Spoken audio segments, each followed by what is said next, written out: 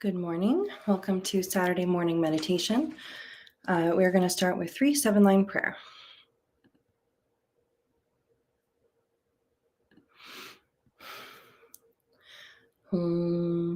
Organ yogi num jansam pamage sardompola yatsen chogi ngorubne pemajong jesurak kordu kandro mangpo kor ketki jesudak drupki jinji lop chia sheksu so guru pama city home.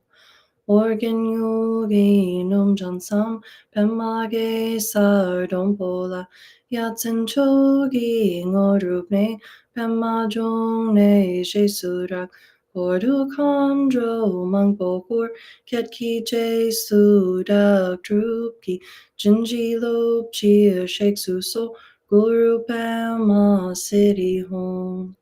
Organ yogi num jansam pemage sardompola yatsen chogi ngorubne pemajong jesurak kordu kandro mangpo kor ketki jesudak drupki jinji lop chia sheksu so guru pema city home.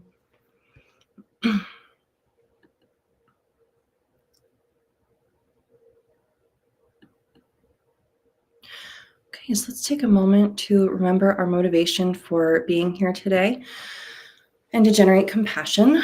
So whenever we begin an activity, it's important to start by generating a good intention, a positive intention, and a pure motivation. And this is especially true when we sit down to meditate or pray, but it's also true with any activity that we engage in. When we arrive at work or we're making dinner for someone, it's really good to set a pure intention. And our motivation determines the direction of our action. Like when we're shooting an arrow, it's like that's how we're steering our intention, and then our action is the arrow, and that's where it goes. So when we set a pure intention, then our arrow is going to go much farther to a much better place. So a much better result. So let's take a moment to generate compassion, and we can think that may our meditation here today bring a measurable benefit not only to ourselves but to all sentient beings.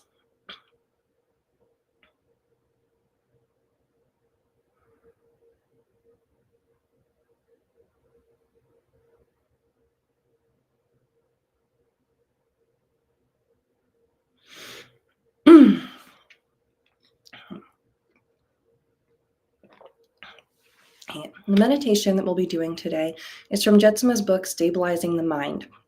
And this is a traditional form of meditation in the Buddhist tradition called shamatha or Shinne meditation. And for this type of meditation, today we'll be doing it focusing on the breath. You can also do this meditation by focusing your attention on a flower or a candle or an image of the Buddha.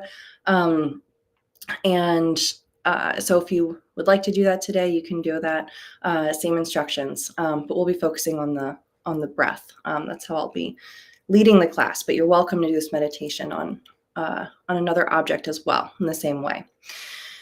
So Jetsuma teaches that meditation is the natural state of mind when it's relaxed, stable, and open. And this meditation trains our mind to be calm and relaxed while also being alert and wakeful. Meditation is very relaxing. So you might feel kind of sleepy when you meditate. You might feel like you're getting very relaxed. It's important to remember that meditation, the reason we're doing meditation is to wake up. We're learning to be awake and to awaken to the true nature of reality. But with this meditation, we're learning to just be present with the true nature of reality, with things as they are, without trying to change them or adapt them or make up stories about them. Learning to just be present in the moment with how things are. And so if you find yourself being very sleepy, you can come back to that motivation of compassion and wishing that this meditation brings benefit to not only yourself but to others, and that can help wake you up. So and and also just knowing, if you get sleepy, like wake up. So this meditation, the point of this meditation is to create space in the mind. Having space in the mind helps us to balance our emotions, and it gives us time between action and reaction. And this space in the mind is actually the first step in the development of bodhicitta, which is the compassionate wish to free all sentient beings from suffering. So, so we're going to create some space in the mind, and this establishing this space and learning to focus your mind on one object, like the breath, creates stability in the mind also. And this is very important.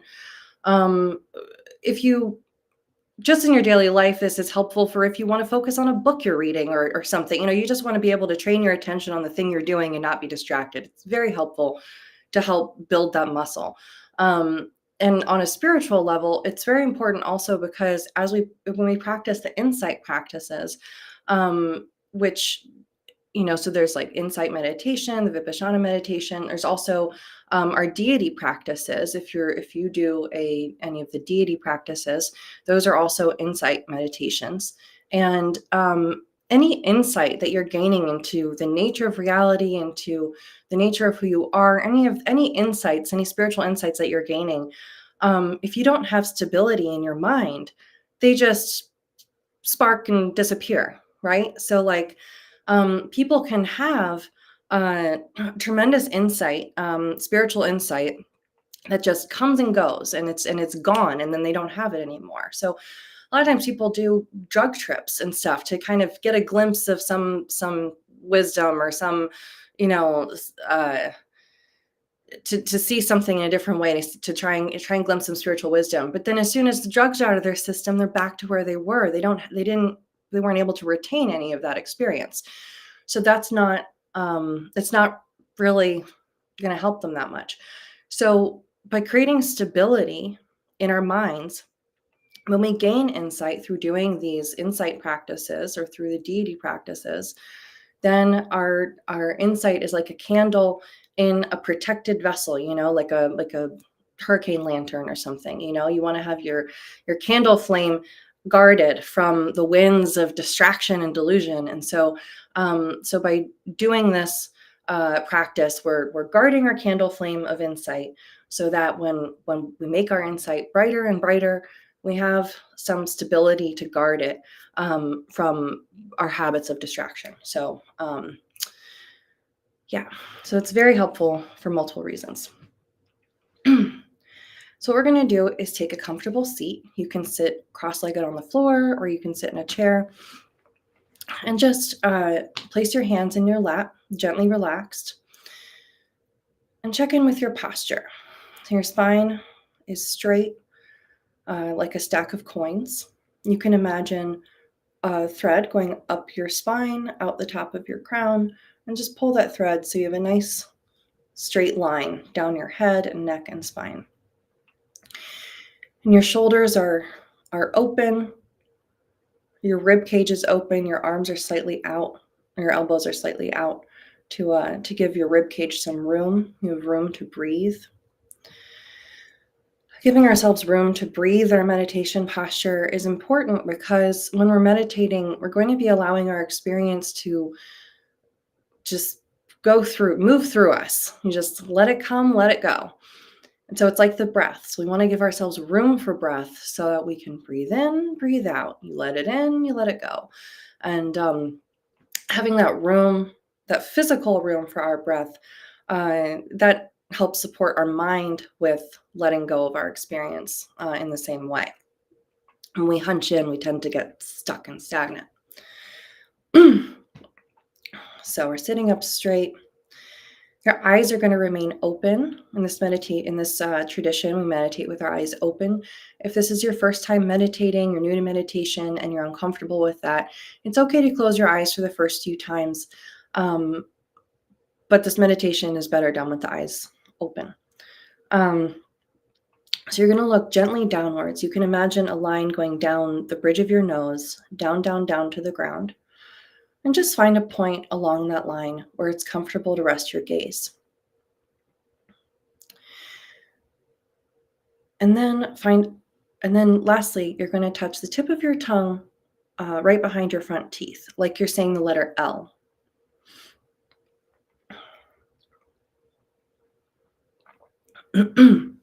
Allow yourself to relax completely and breathe normally.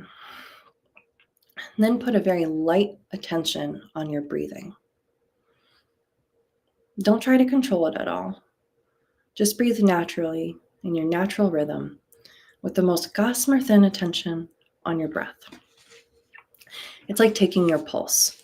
You don't put any pressure on it or try to control it at all.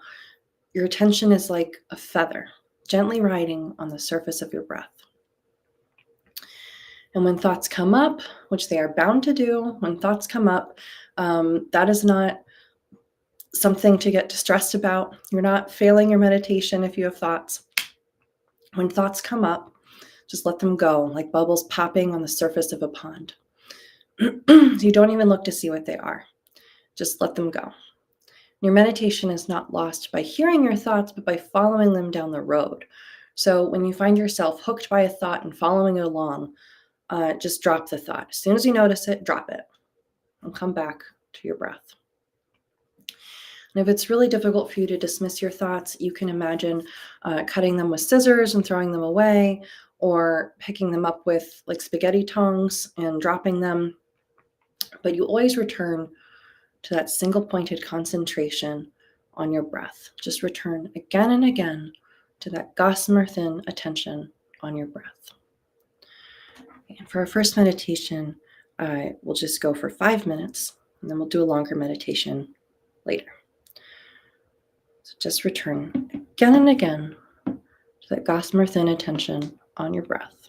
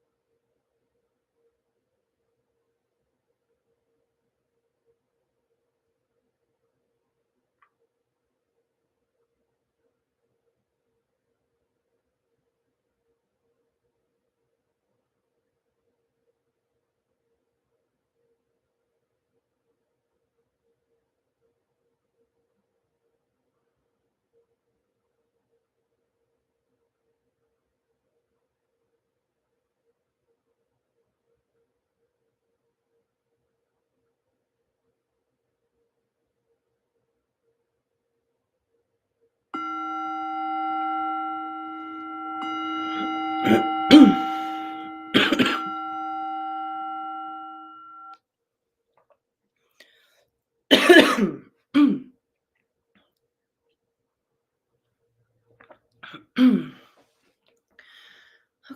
so that's our first round of meditation. We'll do another longer round in a minute.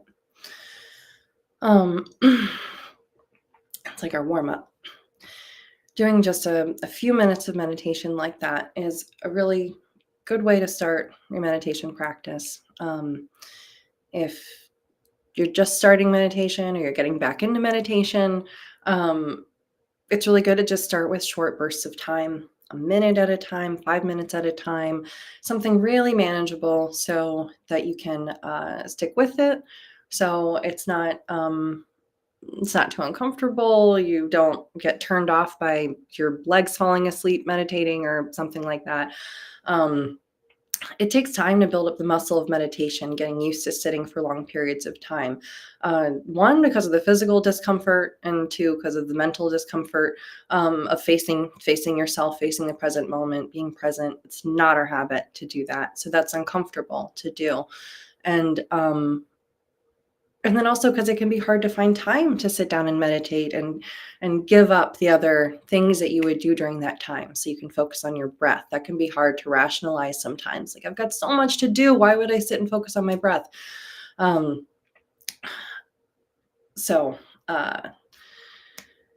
finding even just a minute, 3 minutes, 5 minutes, any little amount of time, it's a really good place to start. And then you can just build from there. It's like going to the gym. Meditation builds a muscle in our mind. It like builds our muscle of stability and focus and spaciousness in the mind. And so we have to practice. And if you find your experience of meditation to be difficult, it doesn't mean that you're bad at it or that you're just not someone who can do meditation. It's not like that. Like, we all have the capacity for meditating in this way, but it's important to start where you are and build slowly. Just like with working out, you wouldn't suddenly like sign up for a 5K. You would start training incrementally. Start by walking around your neighborhood, and then jogging or whatever. So be patient with yourself. And then also, a lot of times people think that meditation means like not having any thoughts, like you've no thoughts, you block it all. And that's not the kind of meditation that we're doing. We're not trying to block our thoughts. We're not trying to block out any aspect of our experience. We're just being present with our experience as it is. And it's our mental experience, our physical experience, our emotional experience, everything. So, so when you're meditating, in day to day, your experience of meditation might be different. You might have some days when your mind is nice and quiet and fairly nice to you, fairly kind of kind and feels like a kind environment to be in. And then there's some days when your mind might not feel like a kind environment to be in, and it might be very difficult to sit there with your breath while your mind is yelling at you or worrying you with things, with things you should be anxious about, or reminding you have a headache or something. And again, some of our experiences during meditation can be more difficult than others to let go. So one way to think about it is that instead of like blocking our thoughts, we're not trying to block them out, but we're also not trying to attach them. We want to just let them go. Something comes up, we let it go. So one way to think about it is that, when your cell phone, you get a little notification on your cell phone, you pay attention to it, right? Your phone rings, it beeps. You're like, oh, what's that? Oh, I gotta check my phone. It has your attention. You've told yourself that these beeps that your phone makes are important and you need to pay attention to them. So then your phone has this power over you where it makes any little noise and you go, oh, what's that? You might even think sometimes that you hear your phone ringing and it's not even ringing. But it makes a little noise and zoom, you go to it. You put your attention on it. And but then imagine the same amount of noise, but let's say you're living in like New York City, and that noise is traffic and horns honking and ambulances going by and fire trucks and people yelling at each other, hey, get out of the way. all of that noise is going on outside your window, but you're used to living in New York City. You're used to living in a noisy environment. None of it bothers you. You can sit and read your book, and you know that there's fire trucks, horns blaring outside. You can hear that there's horns honking in the traffic outside. You hear it, but it doesn't bother you. You're making your dinner, you're reading your book, you're doing whatever you're doing, and that noise doesn't bother you. But then this little ding on your phone goes, and it bothers you. It suddenly, you pay a lot of attention to it. So the thoughts in our head, and our experiences, we tend to attach a lot of importance to them. We say, oh, I thought a thought, I should pay attention to that. No, just treat it like traffic noise. So when we're meditating, it's irrelevant. Your thoughts are irrelevant. So what's relevant is your breath. You focus on the breath during this time. Anything else that happens is irrelevant. Your thoughts are irrelevant. The whatever noises happening in your environment are irrelevant. So that's just one way to think about it. Instead of treating your thoughts like a text message notification that's super important, just treat it like a car horn in in the distance. It's not relevant. Stay focused on your breath. So we're going to meditate now for a little bit longer. So I'll set the timer.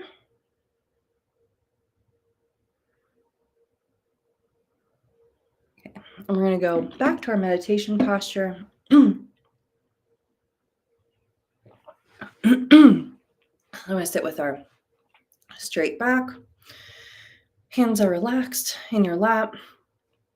Eyes are open, gazing gently downward and down that line of your nose, finding a place to rest your gaze.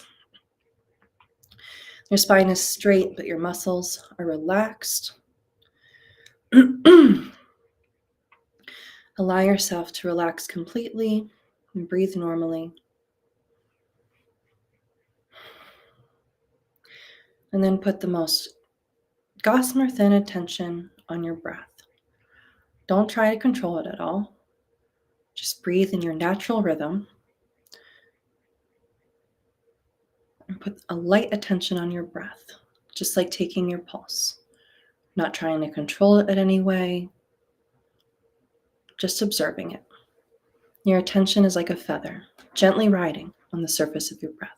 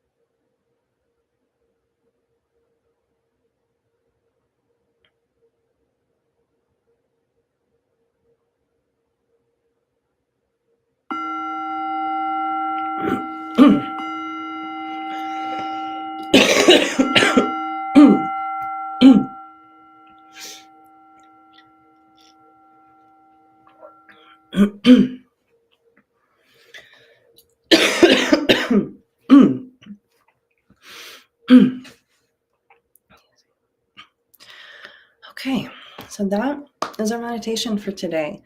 Thank you for joining, and we're going to end with some dedication prayers. So we'll say all of these prayers. Throughout my many lives and until this moment, whatever virtue I have accomplished, including the merit generated by this practice and all that I will ever attain, this I offer for the welfare of sentient beings. May sickness, war, famine, and suffering be decreased for every being, while their wisdom and compassion increase in this and every future life. May I clearly perceive all experiences to be as insubstantial as the dream fabric of the night, and instantly awaken to perceive the pure wisdom display in the arising of every phenomenon. May I quickly attain enlightenment in order to work ceaselessly for the liberation of all sentient beings. Buddhas and Bodhisattvas altogether, whatever kind of motivation you have, whatever kind of beneficial action, whatever kind of wishing prayers, whatever kind of omniscience, whatever kind of life accomplishment, whatever kind of benevolent power, and whatever kind of immense wisdom you have, similarly, I who have come in the same way to benefit beings, pray to attain these qualities. By this effort, may all sentient beings be free of suffering. May their minds be filled with the nectar of virtue. In this way, may all causes resulting in suffering be extinguished, and only the light of compassion shine throughout all realms.